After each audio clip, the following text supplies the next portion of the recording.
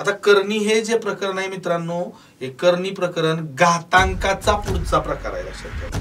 जर तुम्ही आपला घातांक प्रकरणाचे सगळे व्हिडिओ पाहिले असतील आणि घातांक प्रकरण जर तुम्हाला समजलं असेल तर कर्णी हे तुम्हाला 100% समजणार, जमणार, याची खात्री तुम्हाला पहिला नियम पाहिल्यानंतरच लक्षात. याच्यात एक गोष्ट तुमच्या काय लक्षात येते माहिती आहे का, जसं आपण या अगोदरच्या नियमामध्ये पाहिलं होतं, कर्णींचा गुणाकार किंवा भागाकार होण्यासाठी दिलेल्या कर्णींची कोटी समान असणं आवश्यक आहे, तसं इथं आपल्याला काय लक्षात ठेवायचं आहे, कर्णींची बेरीज किंवा वजाबाकी होण्यासाठी दिलेल्या कर्णींचा पुरा सांगाडा समान असावा लागतो.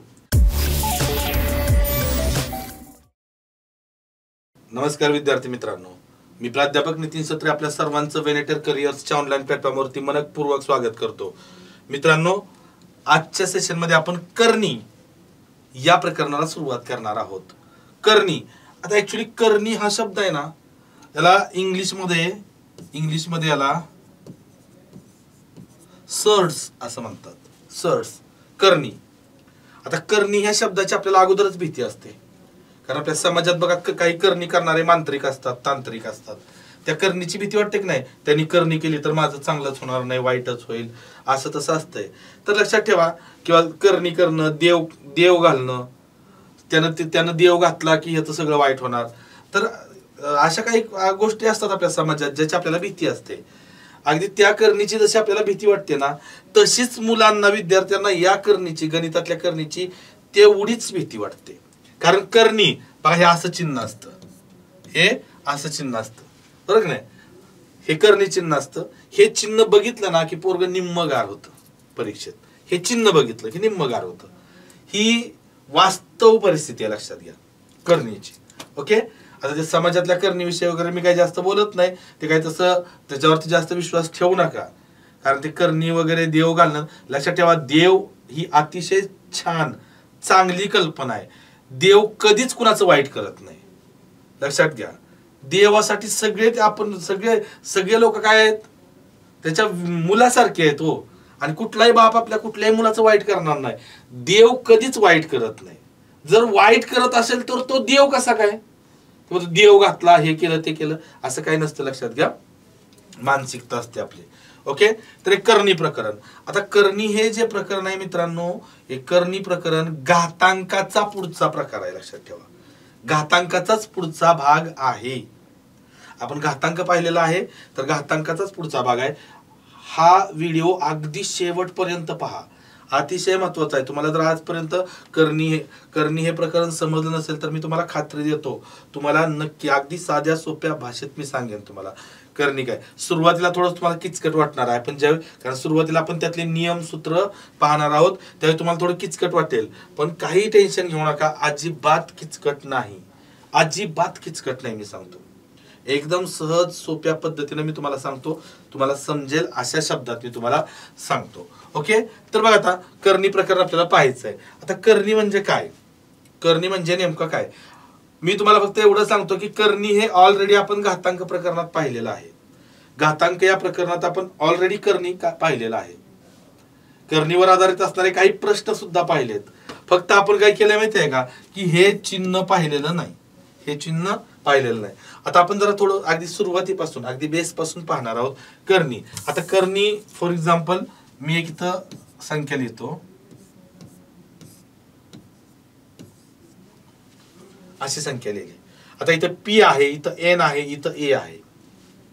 बघा, पी, एन आणि ए हे प्रातिनिधिक अक्षर दिलेले आहेत. म्हणजे पी च्या ऐवजी कोणताही अंक किंवा संख्या असू शकते, एन च्या ऐवजी कोणतीही संख्या असू शकते, आणि ए च्या ऐवजी कोणतीही संख्या असू शकते, कोणतीही संख्या असू शकते. ती प्लस मध्ये असेल, मायनस मध्ये असेल, अपूर्णांकात असेल, कशी असेल, काही प्रॉब्लेम असू शकतात. फक्त या संख्यांच्या ऐवजी मी अक्षर दिले आहेत. आता हे वाचायचं कसं मित्रांनो, याचं वाचन कसं, रीडिंग कसं करायचं, तर पी कोटी एन असताना, कोटी एन असताना कर्णी चिन्हात, कर्णी चिन्हात ए.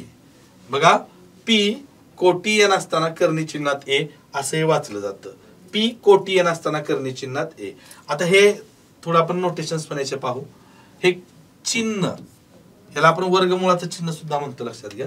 याला आपण काय म्हणतो, वर्गमुळाचं चिन्ह सुद्धा म्हणतो. आणि यालाच काय म्हणतात, यालाच म्हणतात कर्णी चिन्ह. काय म्हणतो आपण, कर्णी चिन्ह. पी लक्षात घ्या, पी हा काय आहे तर हा आहे सहगुणक. सहगुणक म्हणजेच कोइफिशियंट. सह म्हणजे सोबत असणारा आणि गुणणारा. हा पी हा कोटीच्या कर्णीच्या सोबत आहे आणि त्याला गुणतोय, त्यामुळे तो सहगुणक आहे. त्यानंतर एन, एन म्हणजे कोटी आहे, लक्षात ठेवा कोटी आहे, त्याला कोटी म्हटलं जातं. वर्गमूळ घनमूळ असं आपण त्याला. ए, ए म्हणजे काय आहे तर ए चा अर्थ आहे, लक्षात घ्या, कर्निस्थ. कर्निस्थ जसा ग्रामस्थ असतो गावात राहणारा, तसा कर्निस्थ. कर्निस्थ म्हणजेच कर्णी चिन्हातील संख्या. बघा कर्निस्थ.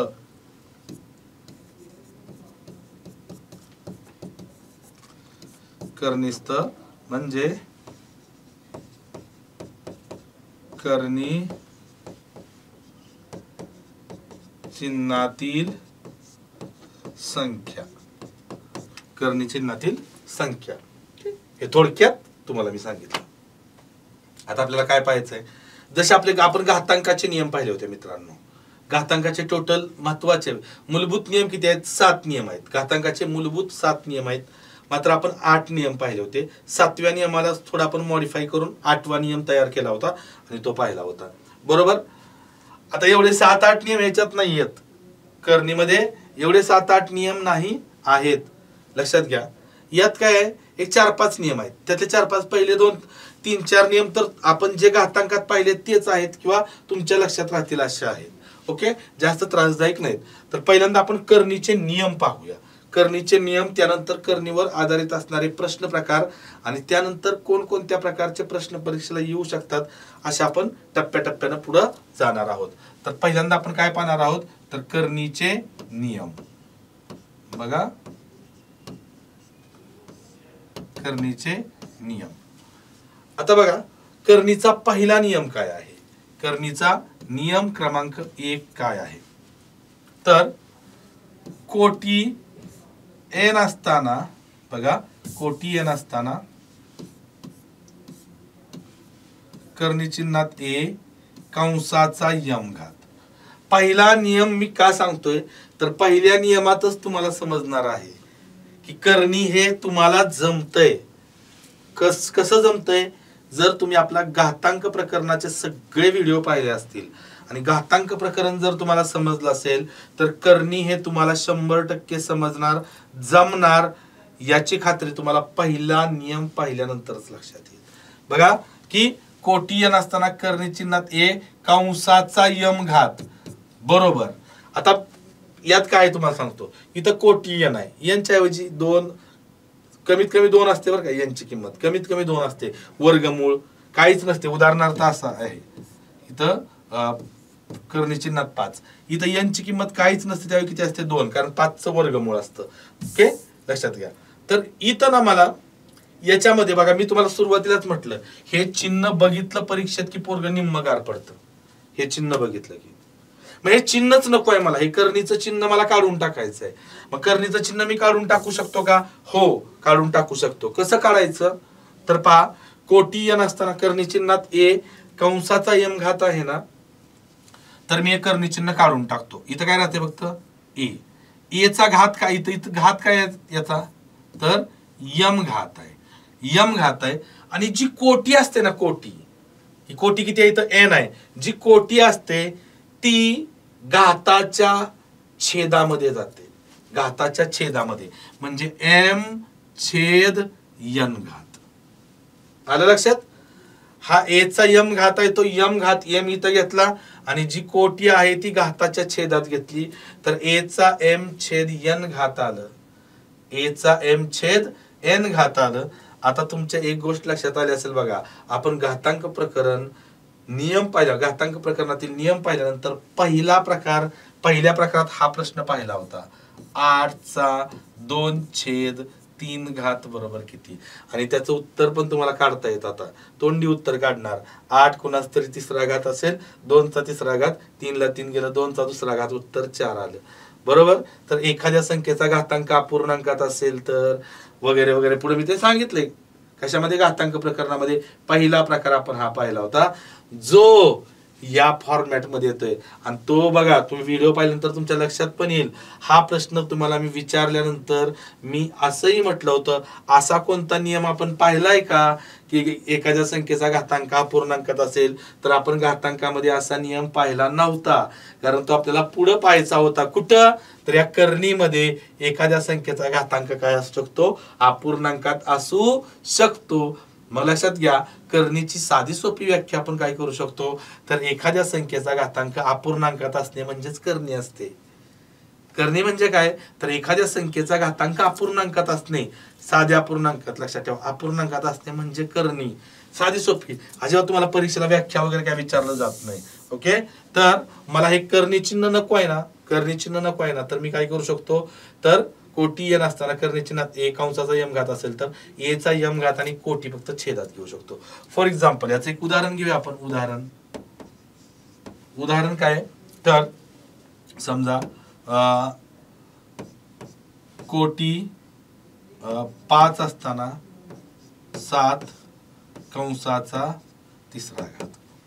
कोटी 5 असताना करणी चिन्हात 7 कंसाचा तिसरा घात.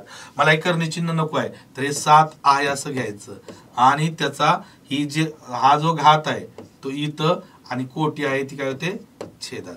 तर 7चा किती आला मित्रांनो, 3/5 घात. हा नियम क्रमांक 1. हा नियम क्रमांक 1. आता नियम क्रमांक 2 बघा. नियम क्रमांक दुसरा नियम काय आहे तो तुमच्या दुसरा नियम तुमच्या कामाचा आहे. आता पहिला नियम आहे ना त्याच्यापासूनच दुसरा नियम आहे. म्हणजे पहिला आणि दुसरा नियम एकच आहे. तुम्ही त्याला क्रमांक नाही दिला दुसरा तरी चालतंय. एकच नियम आहे. काय तर बघा, कोटी n असताना करणी चिन्हात a कंसाचा n घात. बघा बरोबर a.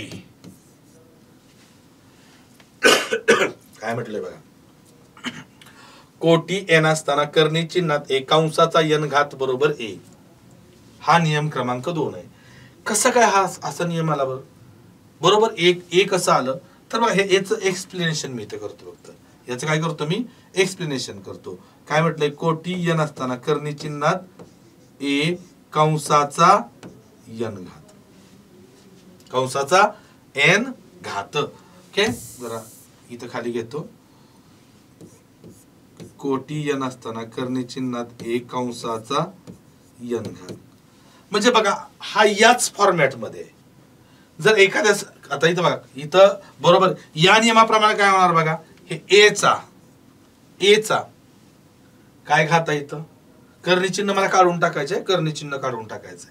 a चा n घात आहे इथं आणि ही कोटी कुठं जाते तर छेदामध्ये जाते. कोटी काय आहे nच आहे. म्हणजेच बघा n1 म्हणजे a चा 1 घात बरोबर काय आलं हे आलं. बरोबर काय, हे बघा हे बरोबर हे आलं. मग मी डायरेक्ट लिहिलं इथं. हा दुसरा नियम काय सांगतो माहिती आहे का, एखाद्या करणीची कोटी आणि त्या करणीचा घातांक समान असेल. काय म्हणतोय मी, एखाद्या करणीची कोटी आणि त्या करणीचा घात समान असेल तर फक्त करणी चिन्हातील संख्या एवढंच उत्तर येतं. पुरा सांगाडा निघून जातो. काय म्हणतोय मी, पुरा सांगाडा निघून जातो आणि फक्त करणी चिन्हातील संख्या एवढंच उत्तर येतं. एवढंच उत्तर येतं, लक्षात घ्या. मग याचं एक्झाम्पल जर घ्यायचं झालं, तर मी काय घेतो बघा इथं की कोटी 3 असताना 2चा तिसरा घात बरोबर 2. लक्षात घ्या. म्हणजे एक गोष्ट फिक्स लक्षात ठेवा, कोटी आणि करणीचा घातांक समान असेल तर पुरा सांगाडा निघून जातो आणि फक्त करणी चिन्हातील संख्या एवढंच उत्तर राहतं. फक्त करणी चिन्हातील संख्या एवढंच उत्तर राहतं. ओके, ठीक आहे. हा झाला पहिला आणि दुसरा नियम. क्लिअर. तिसरा नियम काय बघा, आपण तिसरा नियम बघूया. आपण नियम पाहतोय. तिसरा नियम काय आहे बघा, कोटी एम असताना कर्णी चिन्हात कोटी एन असताना कर्णी चिन्हात ए असा असेल. कर्णीत कर्णी दिले असेल लागून कोटी एम असताना कर्णी चिन्हात कोटी एन असताना कर्णी चिन्हात ए असा असेल ना, तर लक्षात ठेवा कर्णीत कर्णी असेल ना तर त्यांच्या जसा घाताचा घात असल्यानंतर घातांकांचा गुणाकार होत होता, घाताचा घात असल्यानंतर घातांकांचा गुणाकार होत होता, अगदी त्याचप्रमाणे कर्णीत कर्णी असेल तर कोटींचा गुणाकार होतो. लक्षात घ्या. म्हणजे इथं काय होतं माहिती आहे का, तर इथं एम गुणिले एन या कोटींचा गुणाकार आणि कर्णी चिन्हात ए. याचं जर एक्झाम्पल घ्यायचं झालं, ओके, मी इथं घेतो एक्झाम्पल की कोटी 7 असताना कर्णी चिन्हात कोटी किंवा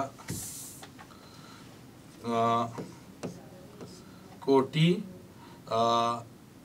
4 असताना कर्णी चिन्हात कोटी 3 असताना कर्णी चिन्हात 5 कर्णीत कर्णी. तर इथं काय होणार मित्रांनो, तर कोटी 4 त्रिक किती येतो 12, 4 त्रिक 12 कायम लक्षात ठेवा. इथं यात कोटींचा गुणाकार होणार म्हणजेच इथं आलं कोटी 12 असताना कर्णी चिन्हात 5.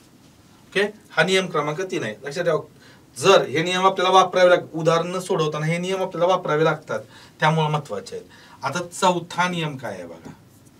चौथा आणि पाचवा नियम सेमच आहे. चौथा आणि पाचवा लक्षात घ्या.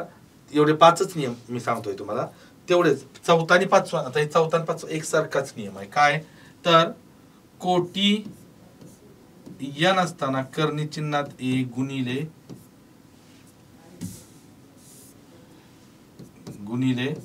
कोटी एन असताना कर्णी चिन्हात बी बरोबर कोटी एन असताना कर्णी चिन्हात ए गुणिले बी. लक्षात घ्या. हा चौथा. आणि पाचवा नियम काय आहे, पाचवा नियम इथं लिहितो मी. कोटी एन असताना कर्णी चिन्हात ए छेद कोटी एन असताना कर्णी चिन्हात बी बरोबर कोटी एन असताना ए छेद बी. घातांकात पण आपण असले नियम पाहिले होते. हे घातांकात पण नियम पाहिले होते बघा. ए चा यम घात गुणिले बी चा यम घात बरोबर ए गुणिले बी कंसाचा यम घात.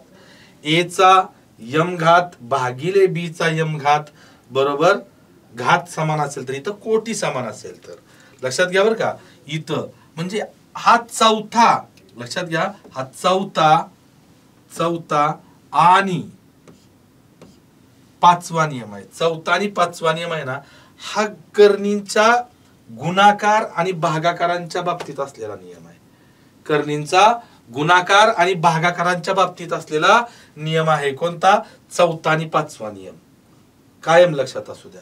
आता बघा इथं याचं जर उदाहरण घ्यायचं झालं ना, तर फॉर एक्झाम्पल की कोटी 4 असताना कर्णी चिन्हात 3 गुणिले कोटी 4 असताना कर्णी चिन्हात 5 कर्णी चिन्हात 5 बरोबर. इथं काय होणार बघा, हे कोटी समान आहे ना, ती कोटी इथं येते आणि 3 गुणिले 5 ह्याच्यावर बघा परीक्षेला कसे वेगवेगळ्या प्रकारचे प्रश्न, परीक्षेला ज्या प्रकारचे प्रश्न विचारले जाणार आहेत ते आपण पाहणारच आहोत. पण त्याचा बेस इथं आहे. लक्षात ठेवा, त्याचा बेस काय आहे, इथं आहे. म्हणजे त्याचं उत्तर किती आलं, कोटी 4 असताना कर्णी चिन्हात किती आलं, तर इथं जरा थोडस बघा काय घेतलं होतं आपण, कोटी 4 असताना कर्णी चिन्हात 3 गुणिले कोटी 4 असताना कर्णी चिन्हात 5 बरोबर कोटी 4 असताना कर्णी चिन्हात 3 गुणिले 5 बरोबर कोटी 4 असताना 3 पंचे 15 असं होतं. म्हणजे तुम्ही डायरेक्ट डायरेक्ट काय करू शकता, इथली कोटी 4 आहे, इथली कोटी 4 आहे, डायरेक्ट कोटी 4 समान असलेली घेऊ शकता आणि 3 चा आणि 5 चा गुणाकार 3 5 15 इथं लिहू शकता. मी जर याचं एक्झाम्पल घ्यायचं झालं, याचं एक्झाम्पल घ्यायचं झालं तर कोटी 3 असताना करणी चिन्हात 15 छेद कोटी 3 असताना करणी चिन्हात 5 बरोबर. बघा कोटी 3 असताना करणी चिन्हात 15 छेद 5. 15 ला 5 न भागलं तर किती येतो, 5 त्रिक 15. म्हणजेच कोटी 3 असताना करणी चिन्हात 3 हे येतं. ओके, हे याचं उदाहरण झालं. आता ह्या चौथ्या आणि 5व्या नियमासाठी एक गोष्ट लक्षात ठेवा. ही उदाहरण मी तुम्हाला सोपी इथं घेतोय. मला तुम्हाला इथं सांगायचं आहे काय, महत्वाचं सांगायचं आहे काय, तर 4था आणि 5वा नियम महत्वाचा आहे. कशासाठी, तर कर्णींच्या प्रक्रियांच्या बाबतीतला हा नियम आहे. म्हणजे कर्णींचा गुणाकार आणि कर्णींचा भागाकार होतोय. इथं कर्णींचा गुणाकार होतोय आणि इथं कर्णींचा भागाकार होतोय. पण त्या नियमांवरून आपल्याला एक गोष्ट लक्षात येते आपल्या, ते म्हणजे एक कंडिशन आहे इथं. कोणती कंडिशन आहे, तर कर्णींचा गुणाकार किंवा भागाकार होण्यासाठी, मी काय सांगतोय नीट लक्ष देऊन ऐका, कर्णींचा गुणाकार किंवा भागाकार होण्यासाठी दिलेल्या कर्णींची कोटी समान असणं आवश्यक असतं.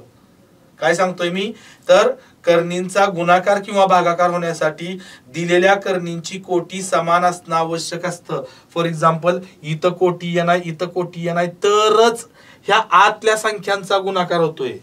म्हणजे कर्णी चिन्हातील संख्यांचा गुणाकार कधी होतोय, ज्यावेळी त्यांची कोटी समान असते किंवा त्यांची कोटी समान असते त्याच वेळी आतल्या संख्यांचा काय होतोय, भागाकार होतोय. जर कर्णींची कोटी समान असेल तरच तुम्ही काय करू शकता, आतल्या कर्णी चिन्हातील संख्यांचा गुणाकार आणि भागाकार करू शकता. अन्यथा तुम्ही त्यांचा गुणाकार किंवा भागाकार करू शकत नाही. जर कर्णींची कोटी समान नसेल आणि तरी पण त्यांनी म्हटलं की गुणाकार किंवा भागाकार करा, मी काय म्हणतोय, कर्णींची कोटी समान नाही आणि तरी त्यांनी सांगितलं की गुणाकार करा किंवा भागाकार करा, तर अशा वेळी लक्ष द्या, अशा वेळी तुम्ही डायरेक्ट गुणाकार किंवा भागाकार करू शकत नाही. तुम्हाला अगोदर त्यांची कोटी समान करून घ्यावी लागते. आता कोटी समान करायची कशी ते आपण पुढे शिकणार आहोत. आपण फक्त नियम पाहतोय. कोटी समान असताना गुणाकार करा किंवा भागाकार करा म्हटलं, अतिउत्तम, सरळ तुम्ही आतल्या संख्यांचा गुणाकार किंवा भागाकार करा. पण कोटी समान नाही आणि तरी गुणाकार करा म्हटलं तर मात्र तुम्हाला पहिल्यांदा दिलेल्या कर्णींची कोटी समान करून घ्यावी लागते आणि कोटी समान केल्यानंतर मग कर्णी चिन्हातील संख्यांचा गुणाकार आणि भागाकार होतो, हे लक्षात असू द्या. ओके, तर आता ह्या दोन नियम क्रमांक 4 आणि 5 साठी नियम क्रमांक लक्षात ठेवा, 4 व 5 साठी काय आहे नियम क्रमांक 4 आणि 5 साठी, तर इथं मी लिहून देतो ते तुमच्या नोट्स मध्ये काय माहिती द्या. काय, तर कर्णींचा गुणाकार किंवा इथं वरती लिहितो बघा, इथं तिसरा नियम तर तुम्ही लिहून घेतला असेलच, तर वरती बघा नियम क्रमांक 4 व 5 साठी, नियम क्रमांक 4 आणि 5 साठी काय आहे, तर लक्षात घ्या, कर्णींचा गुणाकार किंवा भागाकार होण्यासाठी त्यांची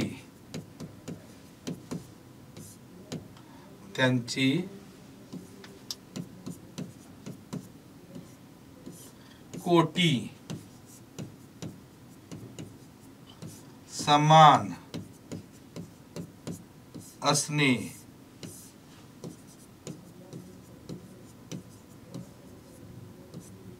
आवश्यक असते. बघा, हे वाक्य अतिशय महत्वाचं आहे. कर्णींचा गुणाकार किंवा भागाकार होण्यासाठी दिलेल्या कर्णींची कोटी समान असणं आवश्यक असतं. इथं कोटी समान असेल तरच गुणाकार, कोटी समान असेल तरच भागाकार होतो, लक्षात ठेवा. समान नसेल आणि तरी गुणाकार करा किंवा भागाकार करा म्हटलं तर आपल्याला ते कोटी समान करावी लागते आणि कोटी समान करण्याची प्रक्रिया आपण पुढे जाऊन शिकणार आहोत. हे झाले नियम क्रमांक 4 आणि 5 झाले. एवढेच नियम आहेत, लक्षात घ्या, एवढेच नियम आहेत. पण तुम्हाला मी आता काय झालं, हे गुणाकार आणि भागाकाराचा नियम दिला ना, तसाच मी तुम्हाला काय करतो तर नियम क्रमांक एक्स्ट्राचा नियम सांगतो. नियम क्रमांक 6 बघा. नियम क्रमांक 6 काय आहे तर सिस्टीम बघा. नियम क्रमांक 6 काय आहे, जसं आपण गुणाकार आणि भागाकाराच्या प्रक्रिया पाहिल्या ना, सेम बेरीज आणि वजाबाकीसाठी पण करणीचे काही नियम असतात. बेरीज आणि वजाबाकीसाठी तो एक 6वा नियम एक्स्ट्राचा मी तुम्हाला सांगतो इथं बघा. तर 6वा नियम काय आहे, पी कोटी एन असताना करणी चिन्हात ए प्लस क्यू कोटी एन असताना करणी चिन्हात ए. बघा क्यू कोटी एन असताना करणी चिन्हात ए वजा आर कोटी एन असताना करणी चिन्हात ए असा असेल. बघा पुन्हा एकदा सांगतो जरा थोडस. इथं 6वा हा नियम नाही, लक्षात ठेवा, पण आपण नियमांमध्येच घेतोय कारण त्याला नियमा एवढंच महत्व आहे. त्याला पी कोटी एन असताना करणी चिन्हात ए प्लस क्यू कोटी एन असताना करणी चिन्हात ए वजा आर कोटी एन असताना करणी चिन्हात ए. बघा हा नियम नाही, कारण एक गोष्ट मी तुम्हाला या अगोदरही सांगितली, आत्ताही सांगतो, घातांक किंवा करणीचे नियम हे बेरीज आणि वजाबाकीसाठी नसतात. घातांक किंवा करणीचे नियम बेरीज किंवा वजाबाकीसाठी लागू होत नाहीत. ते फक्त आणि फक्त गुणाकार आणि भागाकारासाठीच लागू होतात. मग इथं बेरीज आणि वजाबाकी आहे. जर करणींची बेरीज किंवा वजाबाकी असेल तर याचं उत्तर काय लक्षात घ्या, तर P plus Q minus R आणि इथं कोटी एन असताना करणी चिन्हात ए. काय केलं मी तुम्हाला सांगतो इन शॉर्ट, थोडक्यात काय केलं इथं तर इथं बघा, इथली हा कोटी एन आता म्हणजे बेरीज किंवा वजाबाकी आहे. सिस्टीम तुमच्या एक लक्षात येईल बघा लगेच की इथं बेरीज किंवा वजाबाकी आहे. ओके, तर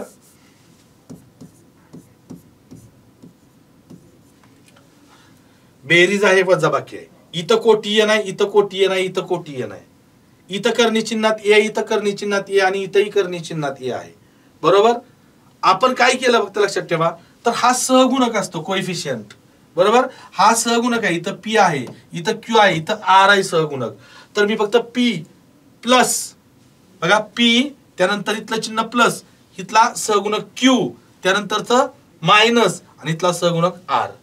मी फक्त काय केलंय, सहगुणकांची बेरीज किंवा वजाबाकी केलेली आहे. फक्त सहगुणकांची बेरीज किंवा वजाबाकी केलेली आहे.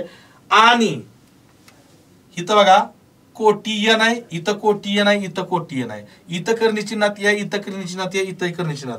याचा अर्थ हा जो आहे ना, हा करणीचा पुरा सांगाडा एकसारखाच आहे, समान आहे. हा पूर्ण सांगाडा समान आहे, लक्षात घ्या.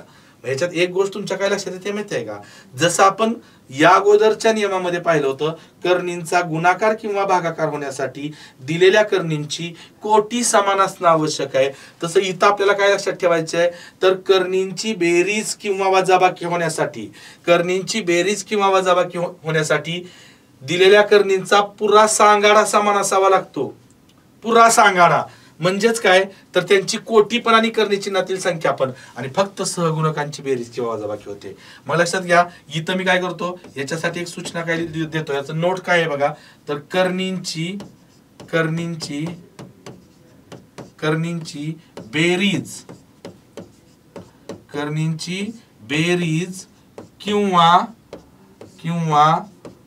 वजाबाकी, बेरीज किंवा वजाबाकी होण्यासाठी, करणींची बेरीज किंवा वजाबाकी होण्यासाठी दिलेल्या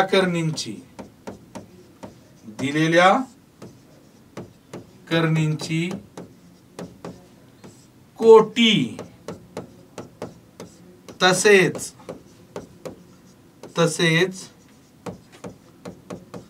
करणीस्थ समान असणे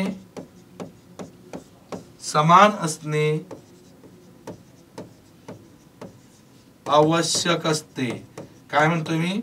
तर कर्णींची बेरीज किंवा वजाबाकी होण्यासाठी दिलेल्या कर्णींची कोटी तसेच कर्णिस्थ, बघा ही कोटी प्रत्येकाची n आणि कर्णिस्थ म्हणजे कर्णी चिन्हातील संख्या, कोटी आणि कर्णिस्थ समान असणं आवश्यक असतं. आणि त्यावेळी फक्त सहगुणकांची बेरीज किंवा वजाबाकी होते आणि तिघांमध्ये कॉमन असणारा हा सांगाडा आपण एकदाच घेतो. ओके, तर इथपर्यंत एवढेच नियम आहेत. हा 6वा नियम नाही, नियमामध्ये बसत नाही, पण मी नियमामध्ये घेतोय कारण त्याला नियमा एवढं त्याला महत्व आहे आपल्या स्पर्धा परीक्षेच्या दृष्टीनं. स्पर्धा परीक्षेला याच्यावरती प्रश्न विचारले जातात म्हणून त्याला नियमा एवढं महत्व प्राप्त झालंय. तर हे सगळे नियम जे आपण आता आज पाहिले या सेशन मध्ये, हे सगळे नियम तुम्हाला माहीत असणं गरजेचं आहे. आता ते नियम वापरायचे कुठे आणि कसे ते आपण पुढच्या सेशन मध्ये पाहणार आहोत. आजच्या सेशन मध्ये आपण फक्त नियम पाहिले. ओके, हे नियम वापरायचे कसे कुठे ते आपण पुढच्या सेशन मध्ये पाहणार आहोत. जाण्यापूर्वी तुम्हाला मी एक सूचना देतो की तुम्ही जर आपला हा व्हेनेटरचा चॅनल सबस्क्राईब केला नसेल तर चॅनल सबस्क्राईब करा, बेल आयकॉन दाबा, जेणेकरून प्रत्येक व्हिडिओचं नोटिफिकेशन तुम्हाला तुमच्या मोबाईलवरती मिळेल. आणि या सेशन मध्ये आपण इथंच थांबतोय. धन्यवाद.